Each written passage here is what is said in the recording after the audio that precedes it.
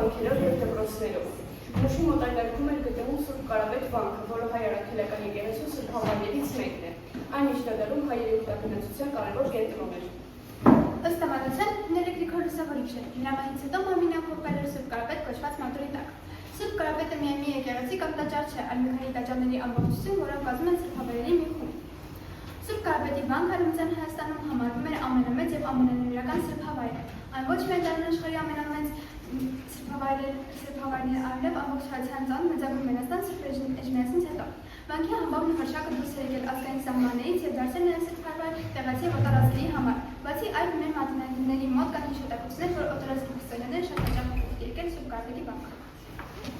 Հայկական ամենամեծ ձեռագիր մատյան մուշը շարունակին է, որը ստեղծվել է մուշում։ Այն քշվում է 25 կիլոգրամ եւ պահվում է մակրագրանում։ Մուշը հայտնի է գերի ողերով, մուշը դաշտով եւ ժողովրդական երկիրով, հաճախ հիշատակվում է հայկական գրականության մեջ։ Չնայած իր պատմական հայկական շարունակությանը մուշում այժմ քիչ է պահպանված հայկական հուշարձանները։ Հայտնի Սուրբ Կարապետ եւ Սուրբ Մարիամ վանքերը այժմ հիմնականում ավերվել են, իսկ հայկական եկեղեցիները կամ ամբողջությամբ քանդվել են կամ վերածվել այլ կառույցների։ Հայ ֆիդայական նշանավոր կռվներից մեկը կապված է մուշու առաքելոց վանքի հետ։ Զորավոր Անդրանիկ եւ Գևորգ Չաուշը 25-ից 27 հայտնի պատմաբաններ պաշարում են վանքում, նպատակ ունենալով գրավել օտարերկրացիների ուշադրությունը։ Մի քանի օր պայքարից հետո նրանց հաջողվում է գիշերը սպիտակ սալանների մեջ ճեղքել թշնամու շրջափակումը եւ դուրս գալ վանքից։ Օսմանյան դասության կողմից կազմակերպված հայոց ցեղասպանության ժամանակ մուշի հայկական բնակչությունը ենթարկվեց զանգվածային սպանությունների տեղավորությունների։ Քաղաքի հայկական բնակչությունը գրեթե ոչնչացավ։ Մուշը մեծ դեր է խաղացել հայկական ժողովրդական մշակույթում։ Մուշի գեղեցկությունը հիշատակվում է շատ հայկական երգերով։ Մուշը այսօր գտնվում է Թուրքիայի արևելքում եւ համարվում մուշ նահանգի կենտրոնը։ Այն փոքր եւ պատմական քաղաք է, որի բնակչությունը այսօր հիմնականում բաղկացած է թուրքերից եւ քրդերից։ Հայոց առաջին մայրաքաղաքը եղել է Վանը։ Վանան Կիակումի գլուխ քաղաքը հիմնել է Օրարտուի արքա Սարդուրի առաջինը Քրիստոսից առաջ 9-րդ դարում։ Այն սկզբում կոչվել է Տուշպա, սակայն ունեցել է նաև այլ անվանումներ, որոնցից են Բիայնի, Բանտոս, Պիվարեն։ Քաղաքի կենտրոնում կառուցվել է միջնաբերդը։ Այն պաշտպանում էր երկիրը թշնամիներից եւ օգնում էր քաղաքը անառիկ պահել։ Այն եղել է նաև մեծ հայքի Վասպուրական նահանգի կենտրոնական քաղաքը, որտեղ բացվել էին արդյունքների արքայատողմը։ Վանը յուրահատուկ է իր վանակատուներով։ Նրանք ունեն երկար սպիտակ բուրդ եւ տարբեր գույնի աչքեր, մեկը կապույտ, մյուսը սաթավին։ Նրանք լավ լողորտներ են, որոնք յուրահատուկ է կատունի համար։ Հայերը պատմական մինչև 1915 թվականը։ Ցեղասպանության տարիներին վանքիցները քիչ պայքարի ունեցել թուրքական զորքերի դեմ։ Ոտայազներից փրկված հայերի մի մասը հաստատվել է Արևելյան Հայաստանում։ Քաղաքը գրաված թուրքերը ավերել են հայկական թաղամասերը։ Այժմ հայոց առաջին մայրաքաղաքը գտնվում է Թուրքիայի տարածքում Արևմտյան Հայաստանում։ Նաև Վանի շրջակայքում հայտնաբերվել են հիստորիական քաղաքներ եւ քարայծաբային բնակավայրեր, որոնք պատմում են տարածաշրջանի հին պատմության մասին։ Նաև Վան ամրոցի ժայռերի վրա հայտնաբերվել են սեպագիր արձանագրություն, որը համարվում է աշխարհի ամենահին վիրավոր աղբյուրներից մեկը։ Վանի բերդը հայտնի է Վանի միջնաբերդ եւ Վան ամրոց անուններով։ Վանի բերդը կառուցվել է մեր թվականից առաջ 9-ից 7-րդ դարերում։ Իր տեսակի մեջ ամենամեծ ամրոցն է։ Վանի բերդից բացվում է Ուրարտուի թագավորության մայրաքաղաք Տուշպայի ավերակների տեսարանը, որը կառուցված է եղել Ուղղաբերդ ապարաժի վրա, որտեղ հիմա գտնվում է ամրոցը։ Նարեկավանքը 10-րդ տարի նշանավոր վանական համալիրն է Վանա լճի հարավ-արևելյան ափում Նարեկ գյուղում։ Այնտեղ է ծնվել միջնադարյան մեծ թագուհատաստանց Գրիգոր Նարեկացի, ով եղել է Նարեկավանքի վանահայրը եւ այնտեղ է գրել իր հռչակավոր մատյան օգնության պոեմը։ Նարեկացին թաղվել է Նարեկավանքի գլխավոր եկեղեցու Սուրբ Սանդուղտինկից մատուռ դամբարանում եւ իր գերեզմանը հավաքել է հայ հավատացյալների համար ուխտատեղի։ Նարեկավանքը հիմնահատակավորվել է 1915 թվականին։ Ես եւ իմ ընկերները պատրաստել ենք Աղթամարի Սուրբաճ եկեղեցի։ Վանա լճի կապոտ ջրերի մեջ սփռում է մի փոքրիկ կղզի, Աղթամարը նրա 10-րդ դարում Վասպուրականի թագավոր Գագիկ Արծունին որոշել է կղզու վրա մի բան կառուցել, որը ոչ միայն աղոթքի վայր կդառնար, այլ նաև նրա թագավորության փառքը կհաստատվեր։ Նա հրավիրեց ճարտարապետ Մանուելին եւ նրանք միասին կառուցեցին այդ վանքը, որի պատերին փորագրված են աստվածաշնչյան պատմություններ։ Օրեցօր վանքը դարձավ հոգևոր կենտրոն։ Ուխտավորներ էին գալիս դերու գյուղերից այստեղ աղոթ մաննջալու։ Դարեր անցկացությունը փլուզեց Վեցուր խաչը մնացավ։ Աղթամար կղզու անվանումը եկել է հին հայկական լեգենդ Թամարի անունից, դրա հիման վրա է մեծագույն գրող Հովհաննես Թումանյանը գրել իր Աղթամար պոեմը, կղզին բնակել է եղել դեռ հնագույն ժամանակներից, այնտեղ պահպանվել են գիտնական պարիսպների հետքերը, որոնք ըստ միջնորդական ժամանակներից են։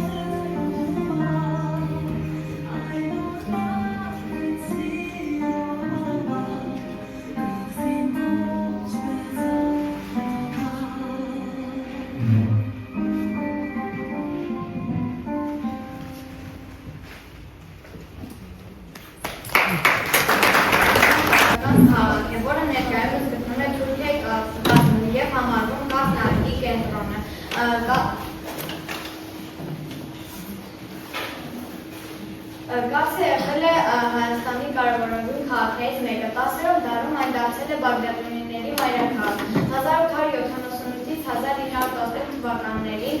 եղել է Ռուսաստանի կայսրության կազմում, իսկ հետո փոխանցվել է Թուրքիային 1921 թվականին կնքված Կարսի պայմանագրով։ Կարսը ներկայումս բնակեցված է թուրքերով և քրդերով, բայց իր պատմական հայկական ինքնությունը պահպանում է 100 մշակութային ժառանգության շնորհիվ։ Հայ և օտարերկրացի մատենագիրները նշում են ամրոցը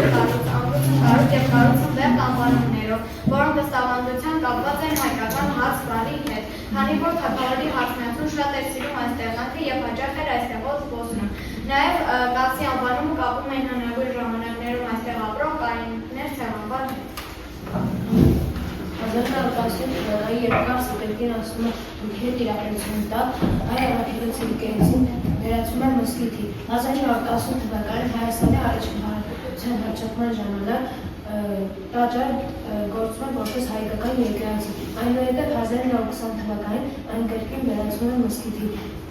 Կարսում ծնված նշանավոր մարդկանց գործունեության վրա Կարսը մեծ ազդեցություն է ունեցել։ Օրինակ Չարենցի մանկության և ստեղծագործական ուղու վրա այն մեծ դեր է ունեցել։ Քաղաքը բազմամշակութային էր, որտեղ ապրում էին հայեր, ռուսներ, թուրքեր, թաթարներ և այլ ազգեր։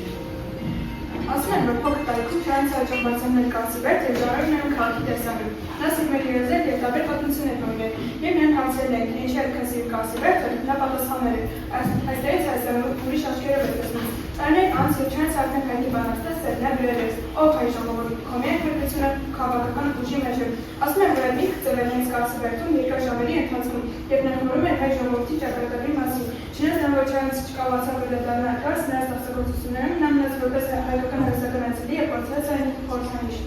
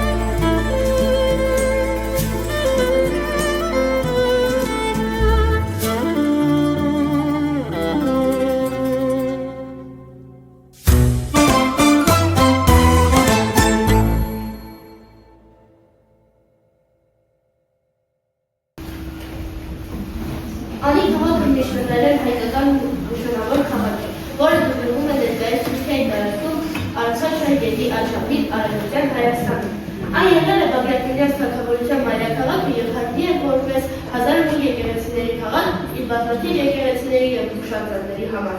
Առաջին անգամ ստորգետնյա անին, ինչպես են անվանում են տեղի բնակիչները, հայտնաբերվել է 1858 թվականներին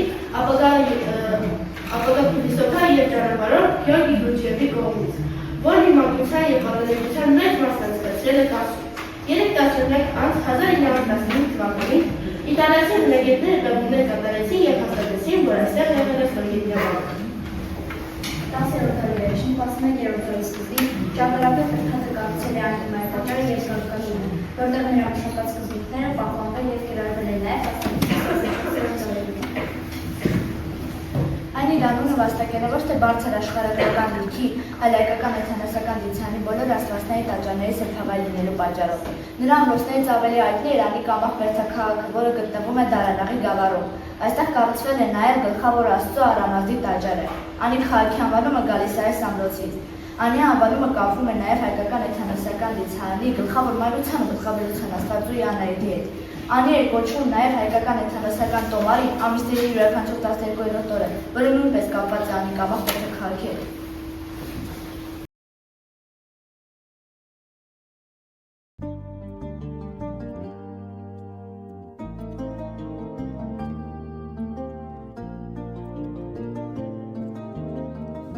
Գետի այս ափին, սահմանից այս կողմ Անի քաղաքն է, ավելի ճիշտ քաղաքի ավերակները։ Մենավոր ու ավերակ Անի, այսօր աշխարհի եւ ոչ մի քարտեզի վրա չկա անունը քո, սակայն կա քո քարե մարմինը, կա քո ավերակները։ Տարիները այստեղ փորձել են լռեցնել ամեն ինչ։ Թագավորանի ստանիում այսօր մենությունն է թագավոր, ու քարերն էլ հոգնել են մենությունից։ Դարեր շարունակ կապել ես արևելքն ու արևմուտքը, եղել արհեստների ու արվեստների կենտրոն, ունեցել ես 100,000-ից ավելի բնակիչ, դու չգիտես, թե քանիստ է մտքով անցել քեզ իրենցից բաժանող սահմանը, շրջել քո ավերակներում, շրջափել ու գուրգուրել քեզ։ Դու չգիտես քանի հայի երազանքն է եղել տեսնել Անին ու նոր մեռնել, դիեզերական Անին։ Այլադավան եւ այլալեզու ելուզաները քանդել են ու ավերել, ջնջել են ու օղին հավասարեցրել ամեն ինչ, բայց վերածնվել է սվերստին, ծխացրել ծխանի ծուխը։ Բազմաշնոր արհեստավորները բացել են արհեստանոցներն իրենց եւ շուտով հերավոր ճանապարհներն իրենց ոտքերի տակ մաշել քո քարավանները։ Արվեստները վերածնվել են նորից։ Դպրոցներում զնգացել է հայ մանչուկի այբուբենը։ Հազար եկեղեցիներում հայերեն են ղողանջել զանգերը, Աստվածային նայիրի։ Քայլում եմ ու մտածում,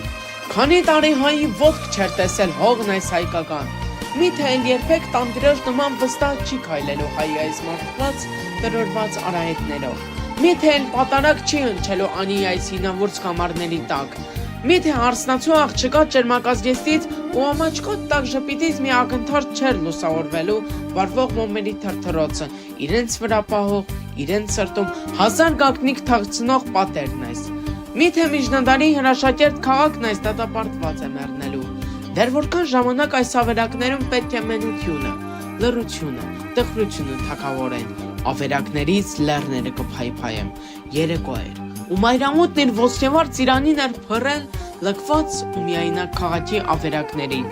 Երեկոյան ժամերգության ժամն էր, ու թվում էր, ուր որեկը ինչի սուրբ խաչը։ Աստվածային հնչյունները կջերմացնեն ծնգաչոք աղոթող ունկնդիրների հոգիները,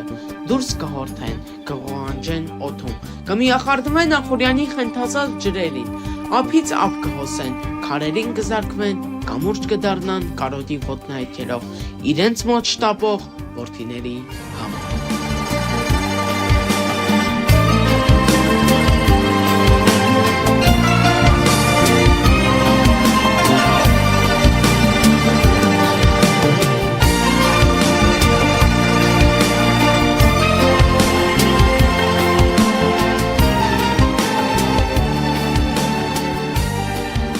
Հայոց ցեղասպանությունը 20-րդ դարի առաջին ցեղասպանություններից է, որը կազմակերպվեց Օսմանյան կայսրության կողմից 1915-1923 թվականներին։ Այն նպատակ ուներ ոչնչացնել հայ ժողովրդի կրոնական, ազգային և մշակութային ինքնությունները։ Ցեղասպանության ընթացքում սպանվեցին շուրջ 1 միլիոն հայ, որոնցից 100,000 անունները տեղահանվեցին և սփռվեցին աշխարհի տարբեր ծայրերին։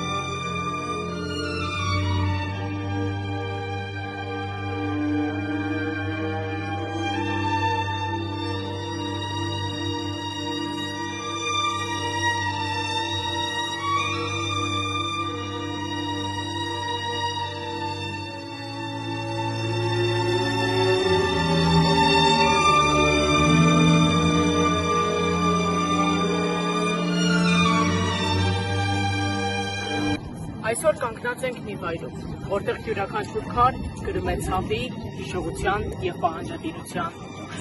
1918 թվականը դարձավ հայ ժողովրդի խարանված էջը, երբ Օսմանյան կայսրության կողմից ձեռնարկված ցեղասպանության ընթացքում շուրջ 1,5 միլիոն հայ դարձավ անմեղ սուր։ Ծիծեռնակաբերդը լռության, բայց նաև խոսուն արդարության հուշարձան է։ Այստեղ անմոռուկների թերթիկների պես միացված են հիշողություններն ու ապագան։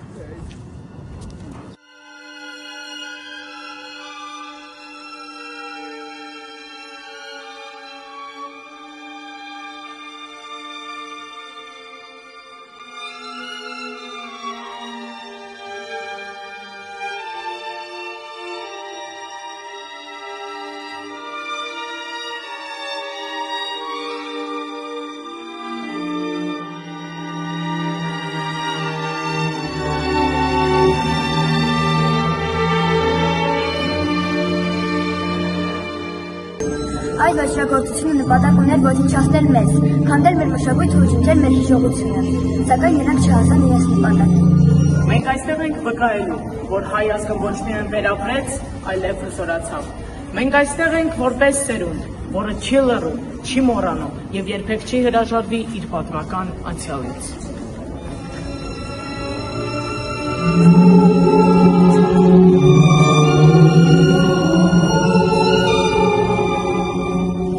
Շարունակում ենք ապրել իր հետուկս պատմության դաժան փորձությունների։ Կանք, կլինենք ու պիտի լինենք։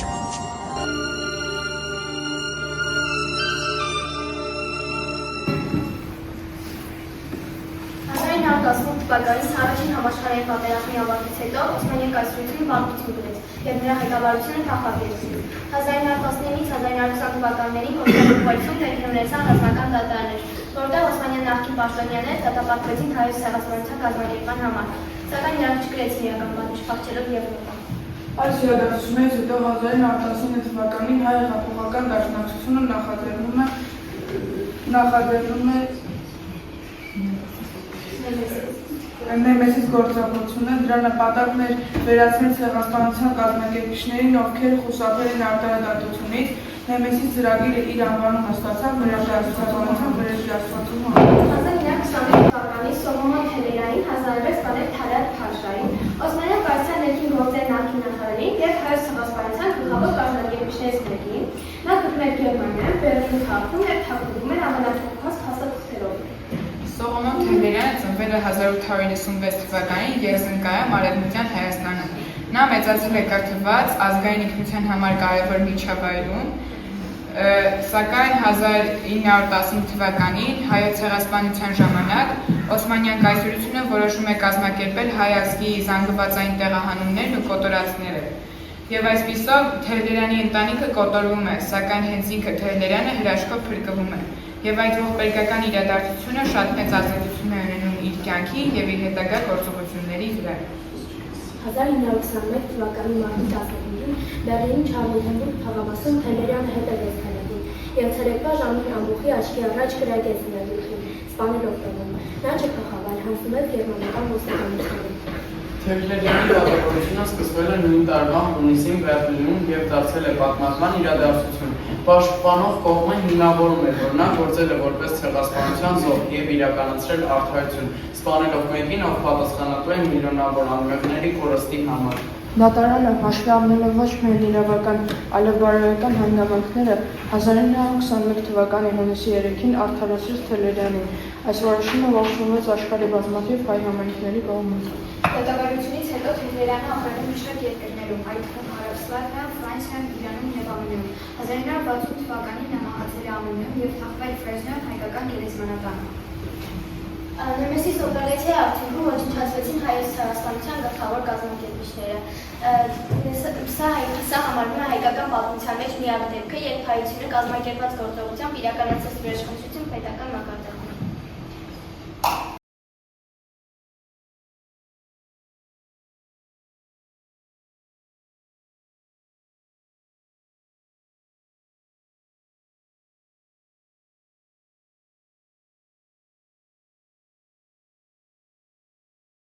Կա եւ դեկտեմբերից Բերլինում եք։ Ամեն ինչ ճիշտ է։ Դա ճիշտ է, ձեր տասնվություն։ Զոհին անձամբ ճանաչում եք։ Ոչ, պարոն դատավոր։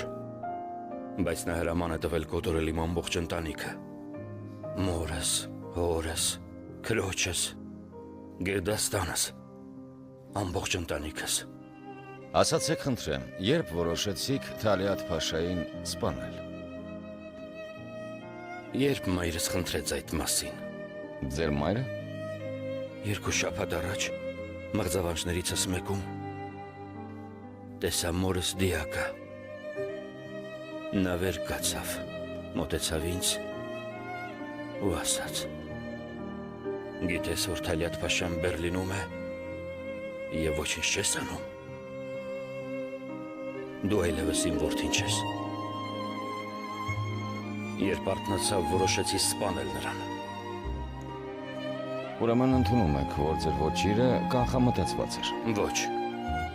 ես ինձ մեղավոր չեմ զգում։ Ես մարդ եմ սպանել, բայց մարդասպան չեմ։ Պարոն դատավոր, ես ընդմիջում եմ խնդրում։ Ընդունված է։ Դիմելով պատվիս ու գիտակցությանս, հանցավոր է արդյոք Մեղադրյալ Սողոմոն Թերքլերյանը 1921 թվականի մարտի 15-ին Շարլոտենբուրգում կատարված Թալիաթ Փաշայի կանխամտածված սպանության մեջ հարցին երդվյալ ատենակալների պատասխանն է ոչ։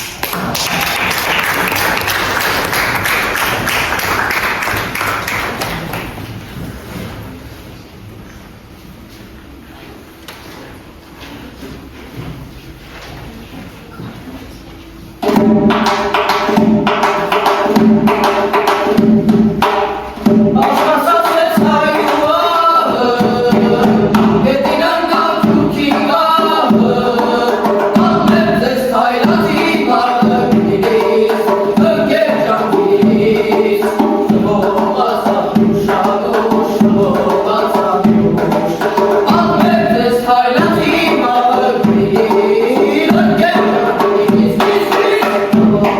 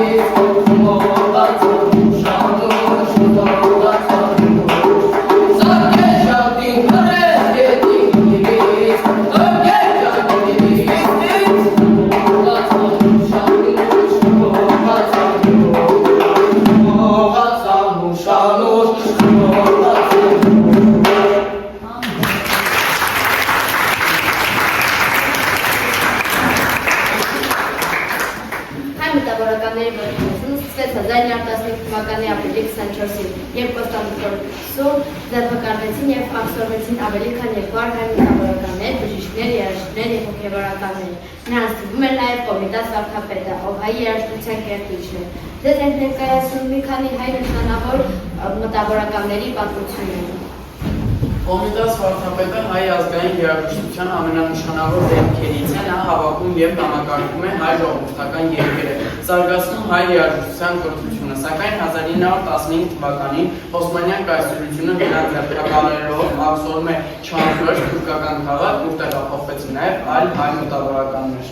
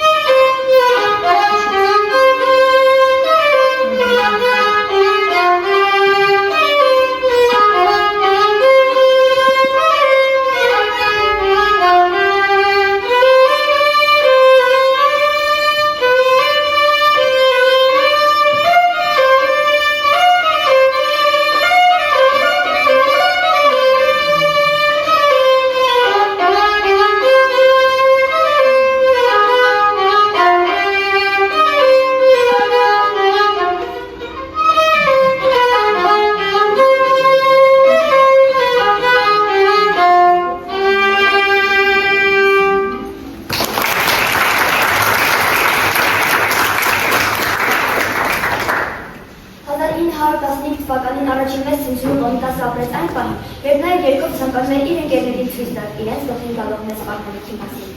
Երբ քննադատեց ոստիկանի հարվածը, եւ նա վերցրեց, եւ նա այլևս չկարողացավ շարունակել իր երգը։ Նա քայլում էր լեռնով մարդկանց կողքով եւ թիաթների միջով, ու չէր կարող շարժվել։ Նա ականատես եղավ մի ահաստարցուկ տեսարանի, վայրենի հաճույքով եւ վայրենի հայացքով, թուրը ձեռքին, ոստիկանը պատրեց երկնքի ցավով տարապող կնոջ փորը եւ նորածնի ճիճը խեղդեց իր թելի հարվածով։ Կոմիտասը լռեց ու քարացավ, քանի որ այդ ամենը տեսնելուց հետո ով կարող էր ինչ-որ բան ասել։ Մի որոշ ժամանակ անց նա ծարավել էր եւ չգտավ ինչ-որ հարմարակ ջուր խմելու։ Իր ընկերներից Դանիել Վարուժանը եւ Սիամանթոն նրան դույլով ջուր տվեցին որ խմի, քանի որ գիտեին, թե Կոմիտասը որքան ներքանկատ էր եւ մաքրասեր։ Սակայն դեռ չէր հասցրել մի կողմ անել այդ դույլից, եւ ոստիկանը իր ձեռքից խլեց եւ մի կողմ գցեց այն։ Կոմիտասը իր անգույն հայացքով վախեցրեց ոստիկանին։ 1-2 ժամ անց երբ նա իր վրանում էր, բժիշկները նույնպես շատ էին վախեցել իր գունատ դեմքից, սակայն երբ նա դուրս եկավ, իր ընկերները եւս մեկ անգամ նրան առաջարկեցին ջուր խմել, սակայն նա իր թախից հայացքը մի կողմ պահելով մերժեց իրենց առաջարկը։ Մտավորականները խնդրեցին, որ Կոմիտասը երգի դեր ողորմյա երգը, որը նա կիսատ էր թողել ոստիկանի գալուց հետո, սակայն Կոմիտասը իր մտքերով ինչ-որ արտահայտություններ էր անում եւ մոռացել էր երգի բառերը։ Իր վերջին գրության մեջ նա նշում է, որ բորբոքված ողորմի դեռ մանր գիտակցության վերջին կայքերը հնչում էին անելանելիությունը եւ խորը հիասթափությունը, հոտն անհավիվ, մոլորը շփոթ, աներևույթ եւ անզոս բալիքները նախոր ընկուզին իխորս մեր հավատական եւ ամերիկական կենասծորում, անմիտ ворսորներն ու նրան, մի անմիտ ձգներ ցանցած, մտնոլորտը թունդ կտեղա, բուժիչ ուժ չկա, ավրացյասը բուսանցացած կեղեքում, մեր կողմ են անտարբերություն, օտարամոլություն եւ ցեփոտ սրտեր, մյուս կողմ են, ուր է մեր խոհական խորհրդացին, թող ելնե արյունական հողուտակին, եւ ողբա մեր հավերու սիրտն ու ոգին, միտքն ու գործը, սիրտս փլած է, տասնամյակներ անց մեծ բանաստեղծ էր Կոմիտասի ողբերգության արձագանքից։ Դե եկ վարդասեր, մի խորհրդանքի, ու այստեղ Կոմիտասը լրեց, մեզ թողնելով այդ մեծ լրության գաղտնիքը վերցնելու գործը։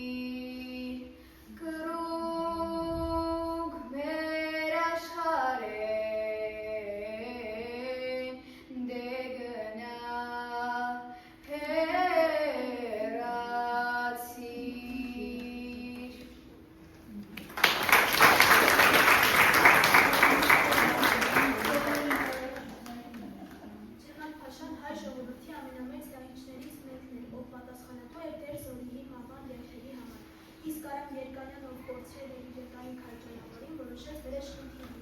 եւ 1922 թվականին իր գործընկերներից Պետրոս Պետրովոսյանի եւ Արտաշես Գևորգյանների հետ պլանավորեց Ջեմալի մահը Թբիլիսիում։ Երբ Ջեմալը դուրս եկավ, նրանք սպասում էին այդ բանը, չնայած որ մի բան երկարորեն մնայեց նրան ասաց. Սա Տերզորիի երեխաների արյան համար է, կրակոցները Ջեմալի կյանքը խլեցին։ Աշոտը Շերյանը շատ երիտասարդ էր և որոշեց վերաշնչել։ Նրան սպանվել էր քույրերից և նա ապրում էր որպես գաղթական։ 1922-ին նա ստացել էր Շերյանի և Ջեմալացիի ոչնչացման հրամանակ։ Երբ նա տեսավ նրանց դերմնում, նրանք չունեին ոչ մի տակնակ։ Նա գնաց դեպի նրանց ձեռքը դրդամբահած, երբ զգաց էին սաղի մետաղը կրակեց, Շաքիրն ու Ազգին տեղում մահացան։ Արշավին ասաց ես կրակեցի Հայաստանի Սիամանթոն իր ստեղծագործություններում հաճախ էր գրում հայերի ճակատագրի մասին։ Նրա հայտնի բանաստեղծություններից մեկում գրված է «Եկավ գիշերը և արյունը հոսեց»։ Նա զգում էր, որ ինչ-որ սարսափելի բան է լինելու։ Երբ նրան աքսորում էին, նա շրջվեց ու ասաց. «Եթե չվերադառնամ, հիշեք, որ ես արդեն գրել եմ ճակատագիրը»։ Նրան սպանեցին նույն ճանապարհին, որտեղ սպանեցին Վարուժանին։ Եվան Սիդաբախշյանը պատմական էր, ով դասավանդել էր Կոստանդնուպոլոսի հայկական վարժարաններում։ Երբ նրան ձերբակալեցին, իր կինը փորձել էր փրկել իր ողջուն, ուղարկեց նրան ֆրանսիական ընտանիք, սակայն թուրքերը հայտնվեցին դեռ և Սիդաբախշյանը ստիպված լինելով կատարել օրություն իր և իր ողջունի շատ, խնդրեց, որ սպանեն իրեն։ Վերջիվերջում ողջուն հաջողվեց փրկել և մի քանի տարի անց նա դարձավ հայագիտության նշանավոր ներկայացուցիչներից մեկը։ Նիքոլ Զոհրաբերդյանը էր գրող և Իսմերյան խորհրդարանի անդամ։ Երբ ձերբակալության հրամանը եկավ, նա չէր հավատում, որ իրեն կարող են վնասել։ Ընկերներ խնդրում են, որ նա փոխչի, բայց բժշկիտով պատասխանում է. ես ոչ ոքի վատություն չեմ արել։ Ինչու ինձ պետք է վնասեն։ Իրեն ուղեկցող թուրք հովիվը պետք է պաշտպանել նրան, դավաճանեց։ Ճանապարհի կեսին նրան սպանեցին, իսկ վարդասպանը կտրեց նրա ոսկե ժամացույցը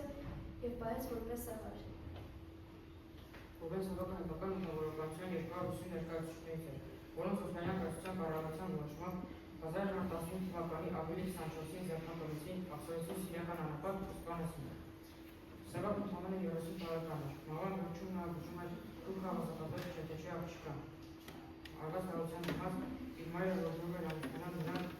իր դստեր հետ և իսլամ ընդունելով թվեց սպանացող աղջկների մահվանից։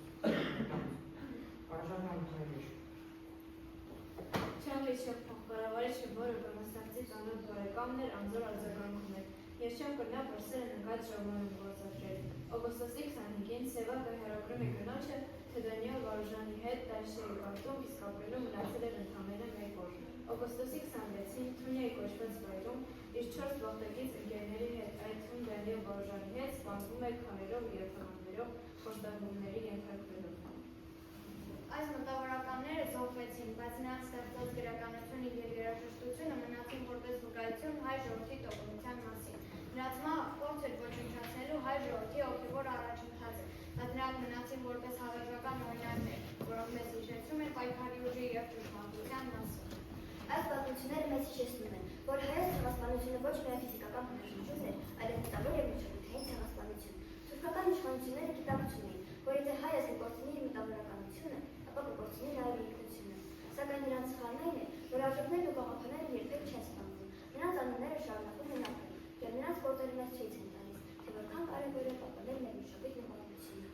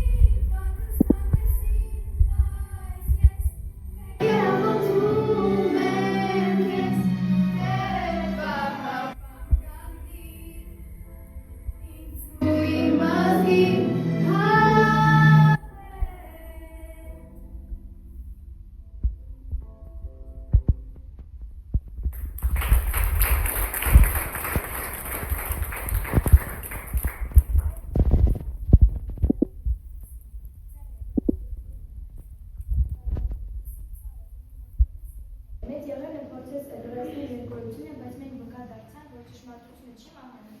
իսկ հիշողությունները երբեք չեն մահանում։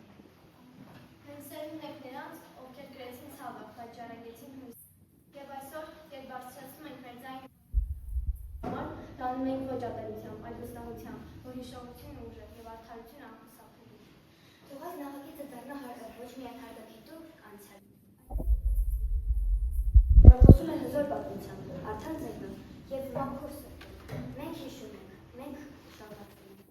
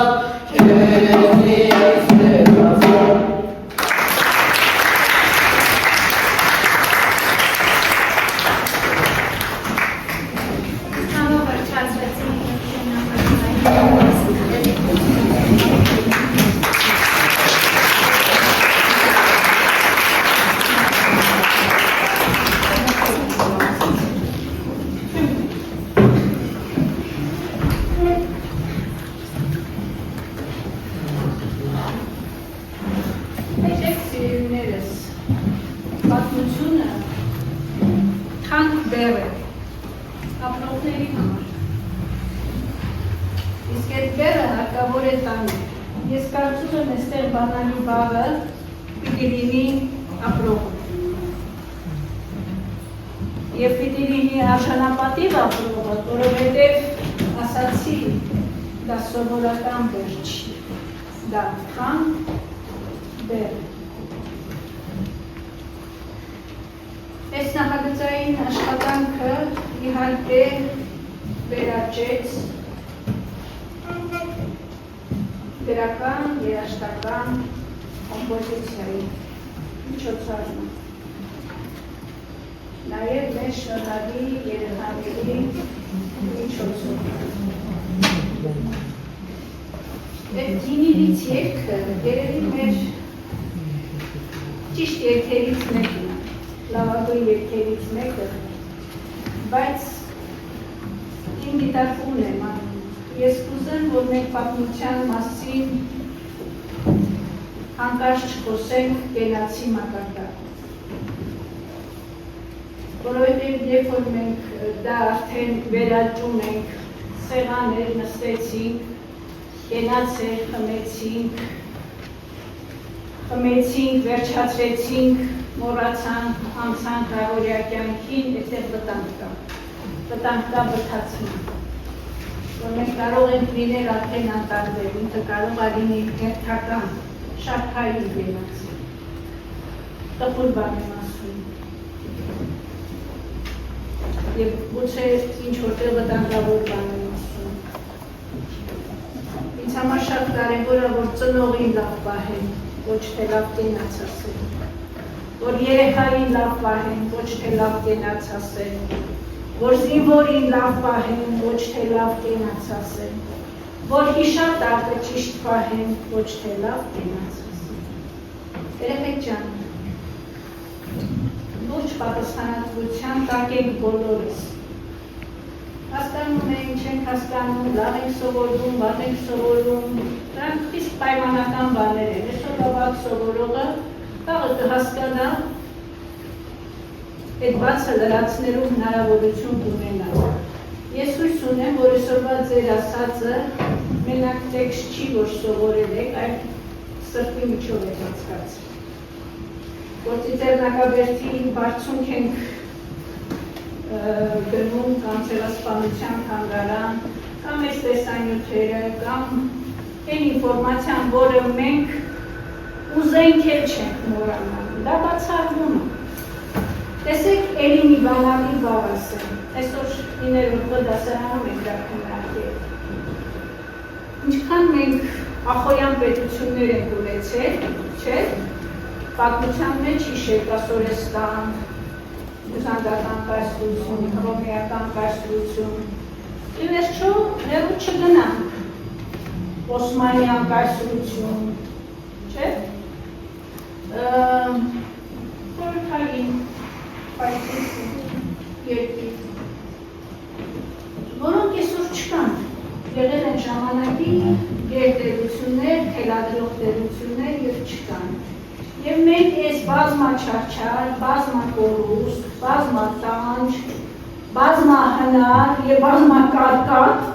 վիճակում գոյություն ունենք հայերս։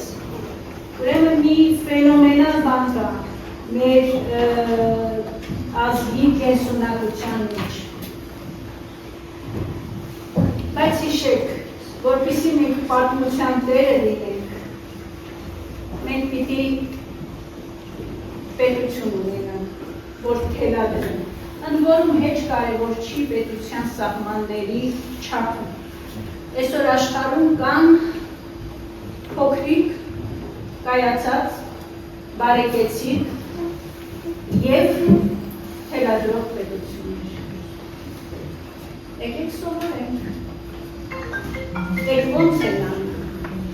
եք մի ինչ առանձնահատկություն ունեն երկրների բնակիչները և ժողովուրդները, որ կարողանում են իրենց բանակը հզորացնել, իրենց տնտեսությունը հզորացնել, իրենց կրթությունը հզորացնել, իրենց պետությունը հզորացնել, իրենց երկիրը մաքուր պահել, իրենց մշակույթը պրոպագանդել։ Եկեք մի հատ լավ իմաստով մտնենք այս ջուրը, մենք բոլորս, որտեղ ամեն մեկը չասի, դե ես ինչ անեմ, այլ բոլորիս պատասխանատվություն դատա, բոլորիս անխտիր, նա ձեր բացացրեք մարդա, որ պատասխանատու չի այսօրվա վիճակի համար, դա այդպիսի մարդ, եկեք ձեր բացացնեն բոլոր նրանք, ովքեր որ պատասխանատու են այսօրվա վիճակի համար, բոլորս անխտիր, դուք ձեր սովորելով, մենք ձեր սովորեցնելով, ծնողները իրենց առաքելությամբ հասկանում են, եկեք ամեն մեկս մեր չափով, մեր տարիքին համապատասխան, մեր գործին համապատասխան, այլնծվենք այն գործին, որ վաղը մեր երգերի, մեր պատմության, մեր պահանջատիրության մեջ ոգևորություն դնենք, որովհետև ոգևորությունը շատ կարևոր է, մենք պիտի գնանք ոգևորության հետևից։ Մեր թևերը կոտրված են, մենք պիտի բուժենք հասկանում եք, թե չէ ամեն անգամ արձանագրելով ու նույն տեղում կանգնելով ոչ մի տեղ չենք հասնի։ Արձանագրում ենք, հիշում ենք, վերապրում ենք, վերլուծում ենք, վերաիմաստավորում ենք ու հիշեք, դնում ենք առաջ։